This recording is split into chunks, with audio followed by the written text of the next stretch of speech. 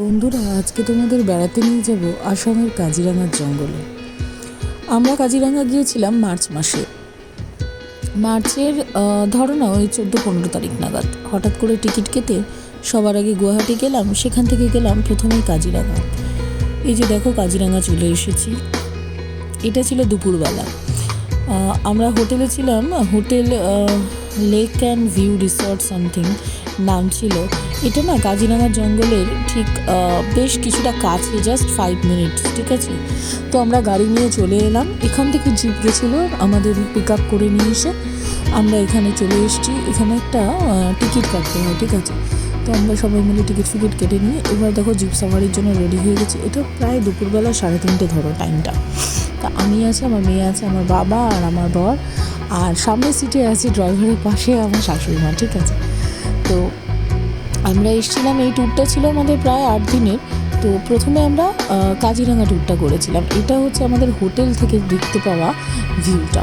সামনে যে জায়গাটা দেখছো ওটা কিন্তু পুরো জঙ্গলটা। এই রাস্তাটা দিয়ে আমাদের নিয়ে যাওয়া হয়েছে জঙ্গলের ভেতরে, ঠিক আছে।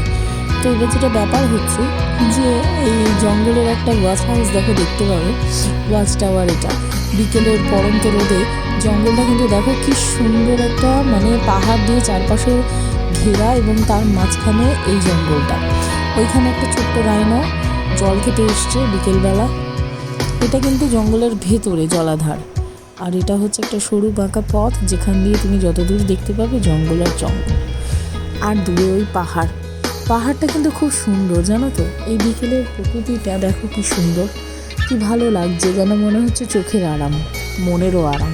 আমার কিন্তু OnePlus-এর ক্যামেরা, তো OnePlus-এর মোবাইল ক্যামেরায় তোলা এই যে গন্ডার মহাশয়, জানো তো এখানে রাইনো কিন্তু সবচেয়ে বেশি দেখতে পাওয়া যায়, এবং এদের হচ্ছে ওই অ্যাকশন রাইনো যেটা বলা হয় সেইটা। তো আমরা গেছিলাম হচ্ছে বাগড়ি ডিস্ট্রিক্ট। ওই দেখো একটা পুচকি হাতি বেরিয়ে এলো, আর ইনি দেখো লুকিয়ে লুকিয়ে কি সুন্দর নিজের ঘরে জঙ্গলে হেঁটে চলে বেড়াচ্ছেন উনি। কিন্তু এরা কিন্তু জানো তো আমাদের দেখে তাকায়ও না, দাঁড়ায়ও না। জিপটা এসে যে দাঁড়াচ্ছে কোনো ঝামেলা নেই। এই যে হরিণ বাবাজি আমাদের দিকে তাকিয়ে দেখো কেমন করে দেখছে, কিন্তু এরা মনে হচ্ছে না যে আমাদের দেখতে পেয়েছে, জাস্ট এমনি এরা ব্যাক করেছিল আর আমরা ছবিটা তুলে নিয়েছি। আর এটা হচ্ছে আমার বাবা মা, দেখো দাঁড়িয়ে ফটোটা তুলে নিয়েছি। এদের না ব আর রয়ের একটা সমস্যা আছে, মানে এদের ভাষাতে ব আর রটা ডিফারেন্ট। এটা হচ্ছে আমার হোটেলের ব্যালকনি থেকে ভিউটা, জানো তো। ওই যে একদম দূরে যে জলটা দেখছি, জলটা কিন্তু জঙ্গলের ভিতরের জল, ঠিক আছে। ওই জায়গাটাই আমরা ঘুরতে গেছিলাম, কিন্তু হোটেলের ব্যালকনি থেকে এত সুন্দর লাগছে। হোটেলটা ছিল হচ্ছে তোমার লেকস অ্যান্ড ভিউ রিসর্ট। এটা হচ্ছে নেক্সট ডে ভোরবেলা আমরা এসেছিলাম হাতি সাফারি করতে। আর এই হাতি সাফারিতে যা মজা লেগেছে তোমাদের কী বলবো। আমি তো আমার নিজের হাতির মতো বডিটাকে নিয়ে উঠে পড়েছিলাম, যাই হোক দুঃখ করতে করতে। কিন্তু হাতিগুলো কিন্তু মোটামুটি ভালো ছিল, বেশ ভালো। তো ফার্স্ট টাইম আমি হাতি রাইড করছি, যদিও আমার বাবা এর আগে কেরালায় গিয়ে হাতি রাইড করে চলে এসছে। তো আমি, মেয়ে, আমার বর, আমার শাশুড়ি মা সবাই কিন্তু ফার্স্ট টাইম হাতি রাইড করলাম। আমাদের কিন্তু খুব ভালো লেগেছে, বিশ্বাস করো। সেদিনকার ওয়েদারটা খুব ভালো ছিল, দেখতে পাচ্ছ মেঘলা ওয়েদার, এবং প্রচণ্ড ঠান্ডা একটা হাওয়া বইছিল ভোরবেলা। আর তারপর এরকম হাতির পিঠে আস্তে আস্তে দুলতে দুলতে চলতে চলতে আমরা কিন্তু যেরকম গন্ডার দেখেছি সেরকম হাতি দেখেছি। এ দেখো হাতি জল খেতে এসছে, হ্যাঁ।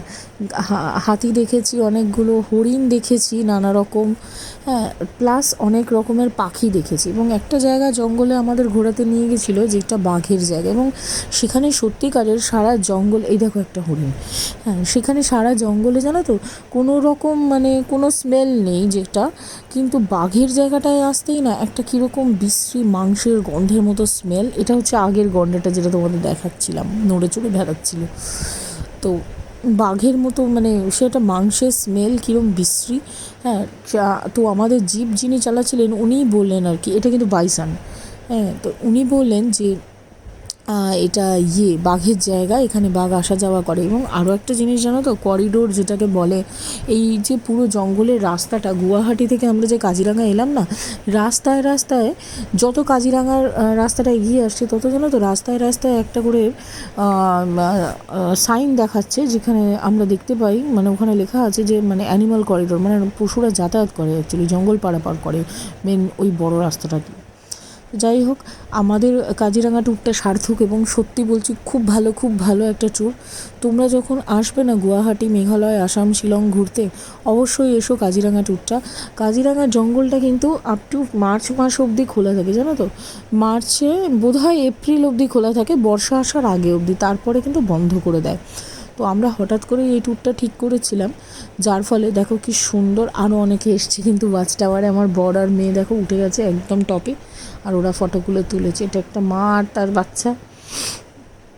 আর যেটা ব্যাপার হচ্ছে যে তোমার যদি তোমরা প্ল্যান করো আসার, না অবশ্যই বলবো কাজিরাঙাতে না একটা নাইট স্টে করো। এই দেখো আরও একটা জিনিস জানো তো, আমরা যখন হাতি সাফারি করতে বেরিয়েছি, এই দেখো ওরা রাস্তা পারাপার করছে, ওদের কিন্তু কোনো ভ্রুক্ষেপ নেই, কেউ তাকায়ও না, কিছু মানে সেন্সই নেই বা কিছু, কী ব্যাপার জানি না। তবে জঙ্গলে জানো তো দেখলাম, বললো জিপের রাস্তা আলাদা আর হাতি সাফারি করলে হাতির রাস্তা আলাদা। এখানে দেখো একজন ফরেস্ট গার্ডও আমাদের সাথে যাচ্ছেন। তো প্রতিটা যতবার হাতি সাফারি বেরোচ্ছে, ফরেস্ট গার্ড একজন করে ওরা সাথে দিয়ে দিচ্ছে। আমি আবার ভাবলাম হয়তো রাস্তায় যদি হাতিগুলো পাগলা হয়ে যায়, সেই জন্য হয়তো মানে জাস্ট সামলানোর জন্য হয়তো ওনাকে পাঠানো হয়েছে। এনিওয়েজ, আমার বুদ্ধি